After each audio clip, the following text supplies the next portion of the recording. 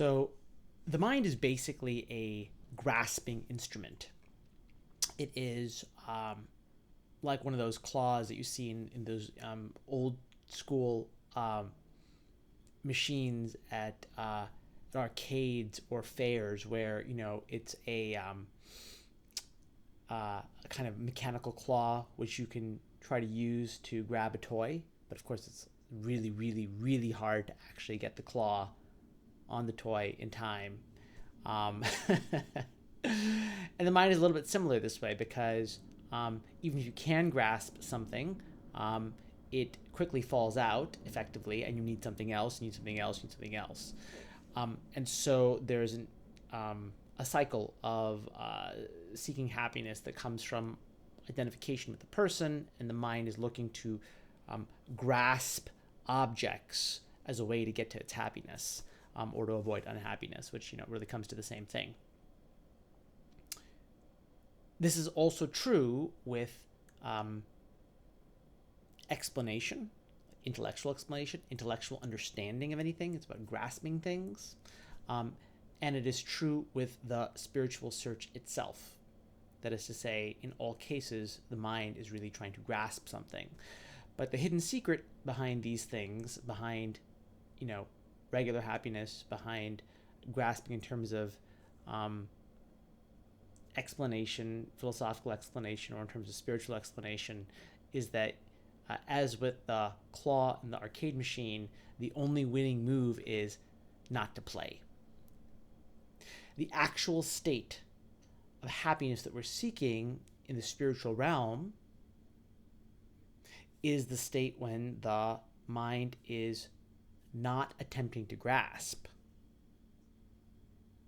That's the state of happiness. That's the state of existential or spiritual true understanding. The philosophical quest for existential questions is satisfied when the mind ceases to grasp. And this is, in a sense, the purpose of surrender and self-inquiry. It's to stop the identity-based habits of the mind that seek to grasp, because the mind is identifying with a limited entity, and the little limited entity, the mind, the person, basically wants things and gets them by grasping. And it also sees everything in terms of objects, which is, the subject-object vision it has, which is, I'm seeing everything in terms of limited objects. When I'm looking in self-inquiry or surrender even, the whole problem, in a way, is the mind cannot conceive of what isn't a graspable object. So when in inquiry you're looking for yourself, the problem is you're looking for an object. That's what it seems you're looking for, and you're not able to find yourself as an object. That's the problem. The problem is that you're looking for yourself as an object when what you actually are is not an object. You are the fact of not grasping. You are the fact of non-looking, in a sense. You are that which is when the mind is not grasping. But it has to be taken with a certain caveat, which is that when the mind merely doesn't grasp for a second, which can happen in many states, right? It can happen as a result of self-inquiry or surrender, but it can also happen as a result of zoning out. It can happen as a result of all kinds of pleasures or shocks or things like that. If it happens merely, quote unquote, casually, temporarily, then there isn't associated with that the recognition that this non-grasping is what you are all the time. Instead what happens is the non-grasping becomes itself a kind of state which comes into existence and then goes out of existence. And as such, it becomes merely the thought of non-grasping. It itself becomes a grasped object as a memory. Which is why when you're doing self-inquiry or surrender and you get to states of peace or blankness or nothingness, or you can describe them many different ways, they may seem temporarily blissful, but they're insufficient. Why? Because the bliss is coming and going. It hasn't been recognized to be your fundamental nature. The non-grasping of the mind is not just a state. It is the permanent fact of the self. The self is always non-grasping. The self is always in a position of not possessing things in that limited way. There's only the thought of grasping.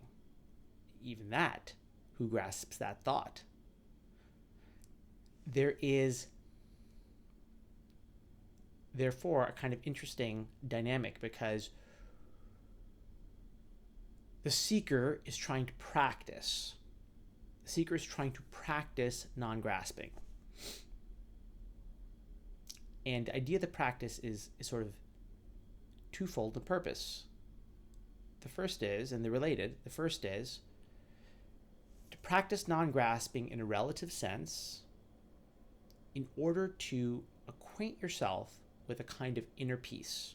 That inner peace that you're acquainting yourself with is a temporary inner peace, but it increases, because what happens is, through inquiry or surrender, you start to encounter the joy of non-grasping.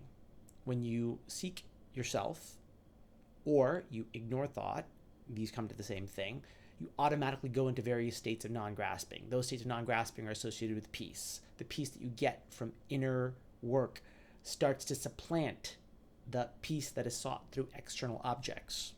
This weakens the reliance on external objects as sources of happiness. And that in turn weakens the sense of identification with the person, because the person is a kind of illusion or artifact of the mind jumping between external objects. So as that carousel motion decreases, the illusion that is caused by the carousel moving like that, which is the same as the illusion of like a flip book as you flip, and it seems to create motion, or a movie, which is, frames creating motion, something similar, analogous, right? So as the motion of the thought slows down, the illusion of identification slows down. As the illusion of identification slows down, you get to the second purpose of the practice, which is to recognize that the states of peace or non-grasping are actually reflections of something which is permanent and unchanging. That second piece happens when the carousel slows down enough and the illusion of identification drops out. If it drops out temporarily, you get what's called a glimpse. If it drops out permanently, quote unquote, then there's the final recognition, whatever that means. I'm simplifying, because the truth is the final recognition is there is no final recognition. It is both is and isn't the case, because that recognition involves the fact that this has always been the case. Knowledge has always been the case. Ignorance has never been the case. So therefore there can't be a final recognition, because ignorance is never the case. Then how can you have a final recognition, a final destruction of an ignorance that wasn't the case? You can't, actually. So there's a bit of a paradox. The mind can't grasp. So the mind is practicing non-grasping, but it also can't just not grasp and leave it there, because every moment it gets into that non-grasping, even for a second, if it is merely a state, then it is, first of all, vulnerable to attack by the remaining attachments of the mind, which come and try to, abduct the mind, abduct the mind from its non-grasping state back into a grasping state. And secondly, it doesn't really reflect the true nature of the self, which is not about a specific state of peace, but about the peace that is always there, even in the seeming states of grasping. Because the seeming states of grasping are themselves merely thoughts, and they are thoughts that afflict an imaginary person. Whereas a self which does not grasp those thoughts cannot be affected by those thoughts. So there's nobody who's actually affected by those thoughts. The idea of someone affected by those thoughts is itself part of the illusion. But all of this is seen through essentially the practice of non-grasping, which is both surrender and inquiry.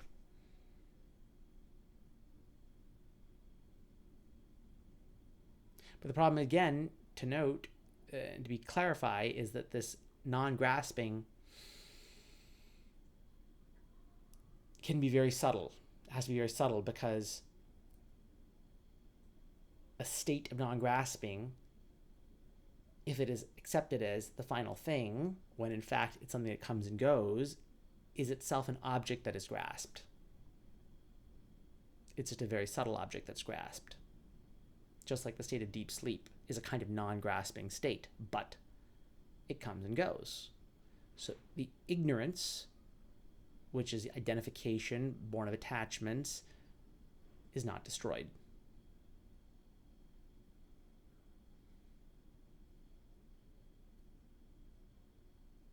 But fundamentally, what you're looking for is non-grasping. So in inquiry, for example, the mind is trying to see itself, see the light that illuminates it, what it thinks it's, it's confused about what it is, basically, and it's looking for itself. But what it actually is can't be grasped, can't be seen, can't be thought, can't be heard, can't be imagined, can't be remembered. It's like a camera lens, one of those old school cameras where you have to kind of press the button slightly to focus it. What we're looking for here is the defocused state. It's like a muscle in your body which is trying to contract around something.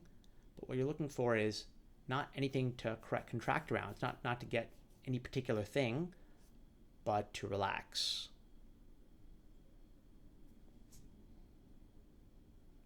So as long as you're looking, in some senses, is a paradox, none of the objects that are looked for can be what you're looking for.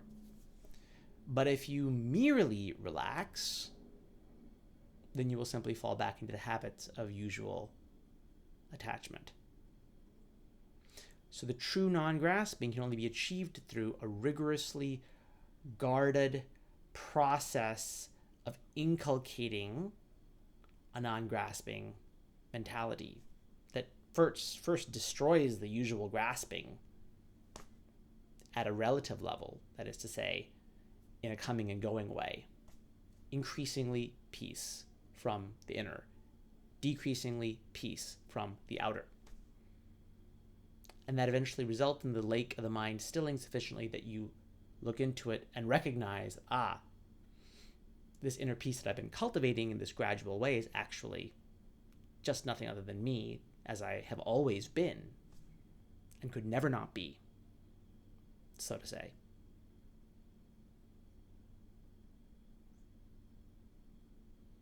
This non-grasping truth behind things is why the spacious mind, as I call it, which is the nature of a glimpse, is that sense of what you thought was inside, which is to say, what you thought was this I that you're trying to grasp, actually is outside. Meaning that what you thought was you is actually on the inside of what's actually you. what you were trying to grasp as a kind of atomic core, actually, it grasps you. And so when you relax sufficiently, but in a kind of systematic way, so as to defeat the usual pulls back into grasping, it is suddenly seen, in some sense, that what you're looking for can't be seen. But it is all-encompassing. It is known as the unseeable, that you know directly as the unseeable. You cannot see it, but you know it as that which cannot be seen, that which cannot be grasped.